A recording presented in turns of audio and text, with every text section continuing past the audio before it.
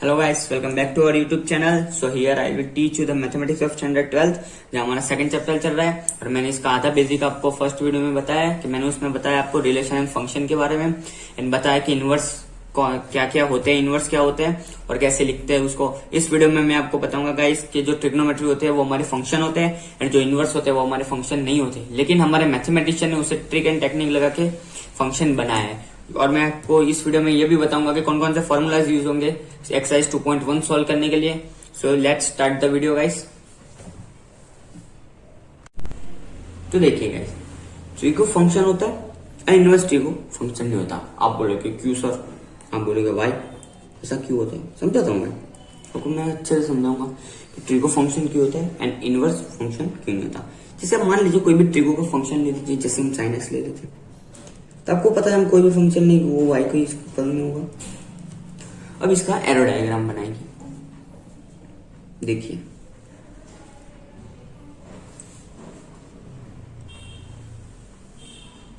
थोड़ा सा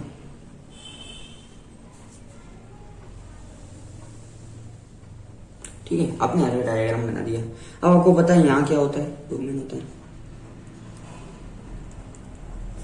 कोडोमेन। आपको पता है डोमेन मतलब क्या होता है, और मैं यहाँ पे रेंज हम सपोज कर लेते हैं रेंज। आपको पता है कि डोमेन मतलब क्या होता है, value of x, and range मतलब क्या होता है, वैल्यू ऑफ वाई। आपको पता है। अब हम ग्राफ से सपोज कीजिए कि एक्स की वैल्यू अगर मैं 0 रखूं तो वाई की वैल्यू क्या आएगी, 0 आएगी। ऑब्वियस, सबको पता ही है, क्योंकि कोसाइन 0 की वैल्यू क्या होती है, 0 होती है। अगर मैं बाद में पाई बाय 2 रखूं तो क्या होगा, साइन पाई बाय 2 की वैल्यू 1 होगी। आपको पता है साइन पाई बाय 2 की वैल्यू 1 होती है, तो y की वैल्यू 1 हो गई एंड x की वैल्यू पाई बाय 2 होगी। मैं आपको ग्राफिकली बता रहा हूँ, आपको अच्छे से पता चले। तो देखिए, जैसे मैं आपको ग्राफिकली बताता हूँ।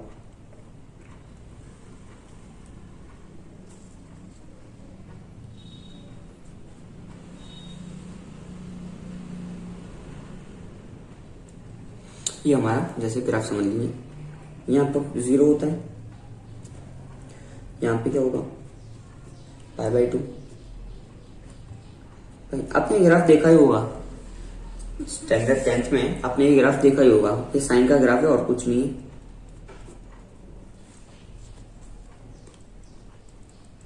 हमारा एक्स एक्सिस समझ लीजिए, और ये हमारी वाई एक्सिस एज यूजुअल, आपको पता है।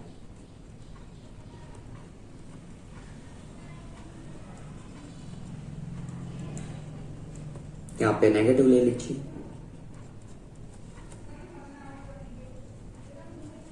इधर तक लेते हैं। अब देखिए, अगर x की वैल्यू 0 रखेंगे तो साइन की वैल्यू क्या आएगी, y की वैल्यू आएगी। साइन 0 की वैल्यू 0 होती है, तो y की वैल्यू भी 0 हो गई। तो यहाँ हम यहाँ पॉइंट कर देंगे। अब अगर x पाई बाय 2 लेंगे तो साइन पाई बाय 2 की वैल्यू क्या होगी, 1 होगी, तो y की वैल्यू क्या हो जाएगी, 1। तो यहाँ होगा ये पॉइंट। अब पाई पे आते हैं, साइन पाई की वैल्यू क्या होती है गाइस, वापिस से 0 होती है साइन पाई की वैल्यू, तो यहाँ पे 0 आ जाएगा। 3/2 क्या होता है, 3 पाई बाय 2 क्या होता है गाइस, -1 होता है एज यूजुअल, आपको पता ही है। ये मैं सिर्फ आपको समझाने के लिए बताऊं, बहुत सारे बच्चों को पता ही होगा ये गाइस। आपको पता है तो आप आगे का देख सकते हैं। ये बात में 2 पाई की वैल्यू क्या होती है, 0 वापिस से। तो अगर इसका ग्राफ देखा जाए तो ऐसे ऐसे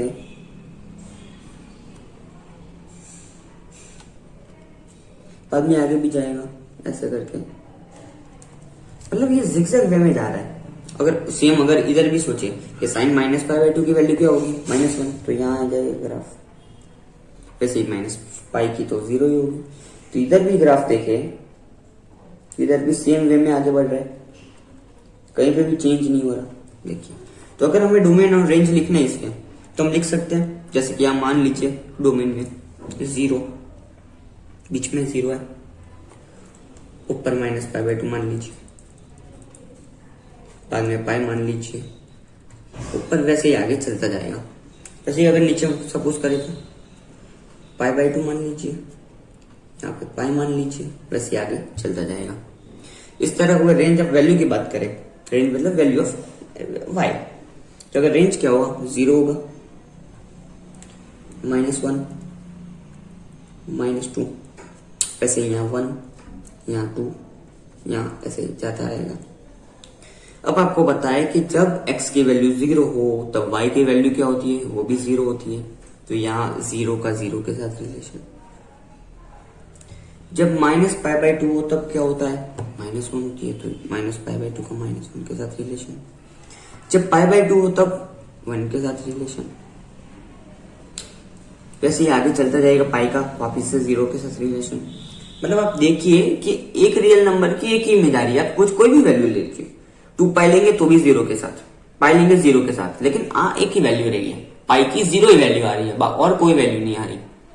इसलिए हम बोल सकते हैं कि sin x हमारा फंक्शन है। अब देख लीजिए कि पाई की वैल्यू भी क्या होगी, 0 होगी, तो 0 के साथ एक रियल नंबर की एक ही इमेज आई, 2 नहीं आ रही, तो ये हमारा फंक्शन है। तो हम ये बोल सकते हैं कि हमारा sin x है जो वो है फंक्शन। अब आपको रेंज भी पता है sin x, क्या पढ़े हुए हैं 11th में कि रेंज ऑफ sin x क्या होता है। तो रेंज ऑफ sin x होता है हमारा -1 से 1, आप पढ़े हुए -1 से 1 होता है। अब इसका उल्टा कर दीजिए। अब इसका उल्टा करने पे मैं आपको बताता हूँ कि मतलब उल्टा करेंगे तो sin इनवर्स x हो जाएगा। अब sin इनवर्स x लेंगे तो मैं आपको बताता हूँ कि sin इनवर्स x फंक्शन नहीं होता। देखिए जैसे कि हम इसका उल्टा कर दे तो क्या हो जाएगा, ये यहाँ पे आ जाएगा, ये यहाँ पे चला जाएगा। तो करते हैं वैसा, देखो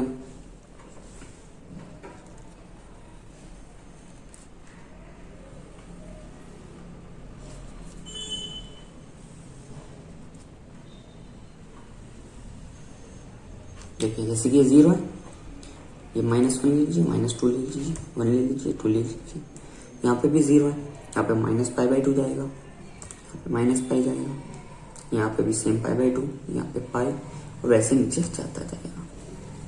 पता चल गया आपको ये है। अब देखिए sin 0 कब आता है, जब 0 होता है, तो 0 का 0 के साथ रिलेशन। 1 कब आता है, आपको पता ही है π/2 तब। -1 कब आता है, π/2। अब वापिस से देखिए sin 0 दूसरे में कहां पे आता है, पाई में आता है, तो ये 0 का पाई के साथ भी रिलेशन। -π में भी आता है, 0 का -π में के साथ भी रिलेशन। वैसे अगर नीचे यहाँ कहीं पे भी 2π आएगा तो 2π में भी 0 ही होता है, तो 0 का 2π के साथ भी रिलेशन। मतलब एक ही रियल नंबर की बहुत सारी इमेज निकल रही है, देखिए आपने। तो इसे बोल सकते हैं कि sin इनवर्स x, यहाँ पे आप लिख दीजिए कि sin इनवर्स x है, sin inverse x is not a function. सिर्फ sin इनवर्स x नहीं, कोई भी इनवर्स ट्रिग्नोमेट्री होता है वो फंक्शन नहीं होता। लेकिन अभी मैंने आपको बताया था कि मैथमेटिशियन ने इसे बनाया है फंक्शन।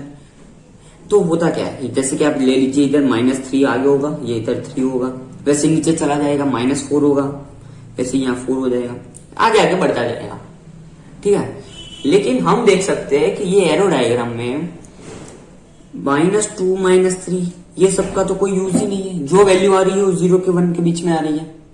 तो हमारे मैथमेटिशियन ने इसे बोला कि इसे तो कोई कैंसिल ही कर दो, इसको कैंसिल कर दो आप।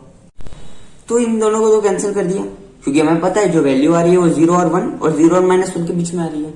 पूरा साइन का टेबल इस पे ही है, तो ये कैंसिल कर दी। तो अब क्या होगा कि sin इनवर्स x का डोमेन क्या हो जाएगा, आपको पता ही है कि डोमेन क्या होगा, 1 से -1 के बीच में, -1 से 1 के बीच में डोमेन ये होगा हमारा। डोमेन -1 से 1 के बीच में होगा अगर डोमेन गिने तो। और इस साइड भी इन सबका तो कोई यूज ही नहीं आ रहा, इन सबका आ रहा है यूज। लेकिन अगर वैल्यू -1 से 1 के बीच में है तो हमारी रेंज भी -π/2 से π/2 के बीच में होगी। ये मैं कोई अपना एक्स्ट्रा ऐड नहीं कर रहा गाइस, ये सब हमने टेक्स्ट बुक में हमारा दिया हुआ है, हमारा ये सभी बेसिक है हमारा, ये हमारे मैथमेटिशियन ने सब फाइंड करते हैं। मैं सिर्फ आपको समझा रहा हूँ कि ये इन लोगों ने बताया था। तो हमें पता ही है कि रेंज ये होती है और डोमेन ये होता है। अब फंक्शन हो जाएगा। अब ये काट दीजिए एक तरह, तो क्या हो जाएगा, 0 का 0 के साथ इतना ही लीजिए आप, -1 से 1 एंड π/2 से -π/2। तो -1 का किसके साथ, -π/2 के साथ, 1 का π/2 के साथ, 0 का 0 के साथ, बस इतना ही देखिए आप। अब हो जाएगा हमारा फंक्शन, एक रियल नंबर की एक ही इमेज आ रही है, समझे गाइस। इसलिए हमारे मैथमेटिशियन ने ट्रिक निकाली थी कि ये हम अगर कट कर दे तो ये हमारा फंक्शन बन जाएगा। तो अब हम बोल सकते हैं, नाउ वी से दैट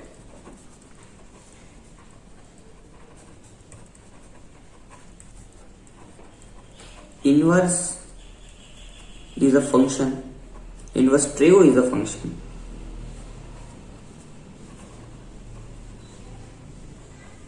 तो आप तो बोलेंगे सर ये सिर्फ एक की range I sine inverse x की, और दूसरी मैं आपको बताता हूं साइन इनवर्स एक्स की, कॉस की, टेन की, सबकी मैं आपको रेंज बताऊंगा। देखिए यहां पे हमारा डोमेन का कुछ काम नहीं है, डोमेन सिर्फ हमने वैल्यू निकालने के लिए दी है। हमारा जो मेन काम होगा इस चैप्टर में वो होगा रेंज का। तो मैं आपको सबकी रेंज बताऊंगा, चिंता मत करिए, आपको मैं सबकी रेंज बताऊंगा। तो देखिए पहले अगर हम साइन इनवर्स एक्स की बात करें तो साइन इनवर्स एक्स का तो पता ही है, हम पहले लिख देते हैं।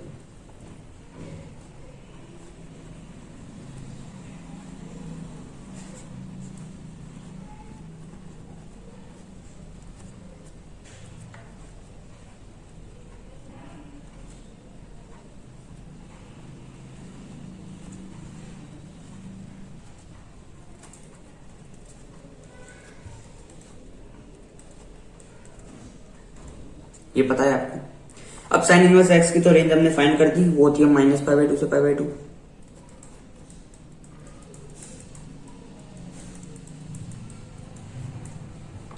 अब cos इनवर्स एक्स की रेंज क्या होती है? cos इनवर्स एक्स की रेंज होती है 0 से पाई के बीच में। आप देख सकते हैं, आप खुद ये टेबल ड्रॉ कीजिए, आपको पता है अगर cos की 0 रखेंगे तो cos की 0 की वैल्यू, वैसे ही आप फाइंड कर सकते हैं, ठीक है। अब देखिए cos इनवर्स एक्स का रेंज क्या होती है। अब देखिए आपको ये पहले पता होगा कि सर आपने ये अलग क्यों लिखा और ये अलग क्यों लिखा, आप साथ में भी तो लिख सकते थे। मैं आपको ये बताना चाहता हूं कि ये तीनों जो फंक्शन है वो एक जैसे ही वर्क करते हैं, सेम प्रॉपर्टी समझ लीजिए आप, वन टाइप ऑफ, और इनके सेम। अब ये समझ लीजिए कि ये एक फैमिली है, ये दूसरा फैमिली है, ये पूरा फैमिली सेम है और ये पूरा फैमिली सेम है। माइनर डिफरेंस होगा और कुछ डिफरेंस नहीं है, मैं आपको अच्छे से समझाता हूं कैसे। अब देखिए साइन इनवर्स एक्स का तो पता चल गया -π/2 से π/2 होता है। अब कोसेक इनवर्स एक्स का लीजिए तो वो भी -π/2 से π/2 होगा। देखिए लेकिन ये आप सुनिएगा। अब देखिए कि कोसेक में कहीं पे नॉट डिफाइंड फंक्शन भी आता है, आपको पता है। जैसे कि आप मान लीजिए, मैं यहां साइड में बताता हूं आपको कि अगर आप कोसेक 0 लेंगे तो उसकी वैल्यू क्या होगी? Not defined. तो ये हम माइनस कर देंगे पहले से ही। जो एक्सेप्शनल केस है वो हम पहले से ही माइनस कर देंगे क्योंकि हमें बाद में प्रॉब्लम ना हो। तो यहां का क्या करेंगे हम? -0, ये हो गया। बस इतना चेंजेस करना है और कुछ नहीं है। वैसे अगर हम सेक की बात करें तो सेक का रेंज तो प्रॉपर हमारी कॉस जैसी होगी सेक इनवर्स एक्स की, लेकिन इसमें भी कोई आता है नॉट डिफाइंड फंक्शन आता है। क्या आता है? π/2 आता है। तो हमें पता है π/2 हम यहां से माइनस कर देंगे। वैसे ही अगर हमारा tan इनवर्स एक्स समझे तो tan इनवर्स एक्स क्या होगा? -π/2 से π/2 ही होगा, लेकिन उसमें नॉट डिफाइंड कहां पे होता है? 90 पे होता है। आपको पता है 90 पे होता है। तो 90 पे अगर हमारा होता है तो हम क्या करेंगे? सिंपल 90 नहीं लेना है हमें, बाकी सब ले लेंगे। तो हम सिंपल ब्रैकेट बना के कर लेंगे। ये आपको पता है ये क्लोज और ओपन इंटरवल। हम यहाँ पे हमने -π/2 से π/2 नहीं लिया। वैसे अगर हम cot इनवर्स एक्स की बात करें तो cot इनवर्स एक्स का क्या होता है? रेंज 0 से पाई होता है, लेकिन इसमें भी नॉट डिफाइंड 0 और पाई पे आता है। तो फिर से हम ये वही अप्लाई करेंगे, क्लोज और ओपन इंटरवल। पता चल गया आपको रेंज, आपको पता चल गई साइन इनवर्स एक्स और cos इनवर्स एक्स की। ये पता होनी चाहिए, ये 6 की आपकी रेंज पता होगी, बस आपका प्रॉब्लम सॉल्व हो गया। अब मैं आपको फॉर्मूलाज बताता हूं जो एक्सरसाइज में आपको यूज हो गए। आप बहुत इजी है, आपने आधे तो पढ़े हुए हैं स्टैंडर्ड 11th में। बहुत छोटे मोटे कोई फॉर्मूला है वो मैं आपको बता देता हूँ, आपको पता चल जाएगा। ठीक है गाइस, तब मैं आपको फॉर्मूलाज बताता हूँ। तो गाइस अब मैं आपको बताता हूँ फॉर्मूला कि फॉर्मूला कौन कौन से यूज हो गए इस चैप्टर में। सब बेसिक है गाइस, जो आपने पढ़ाई हुआ है, कोई चिंता करने की बात नहीं। आपने स्टैंडर्ड 11th में भी कैसे फॉर्मूलाज पढ़े थे, जैसे आपने पढ़े थे यहाँ पर साइन माइनस थीटा का, वैसे ही कॉस माइनस थीटा का, वैसे ही टेन के लिए, वैसे ही कॉसेक के लिए, वैसे ही सेक के लिए, वैसे ही कॉट के लिए। तो इन सबके फॉर्मूलाज क्या थे हमको पता ही है कि दो एक्सेप्शनल केस थे हमारे पास, cos and sec.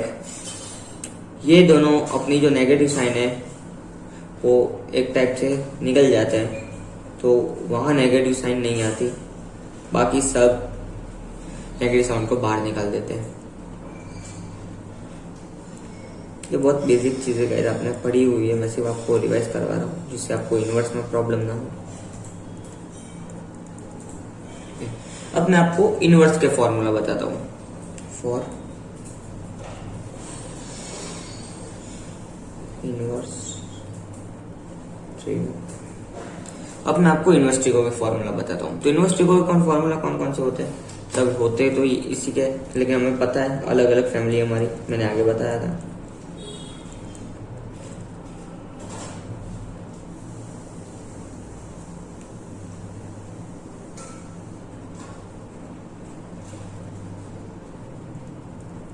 Sec inverse minus theta, वैसे ही यहाँ हमारा होगा टेन इनवर्स माइनस थीटा, और वैसे ही यहाँ हमारा होगा कॉट।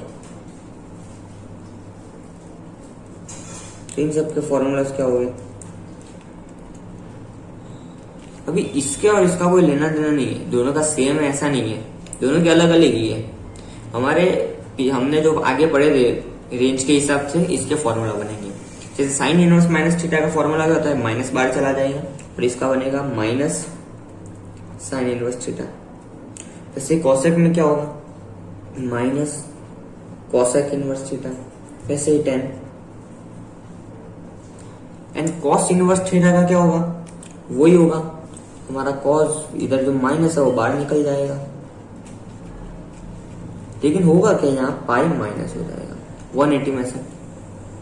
और वैसे ही देखिए नीचे भी वही होगा, pi minus sec inverse theta, और वैसे ही कॉट की पारी, pi minus cot inverse theta.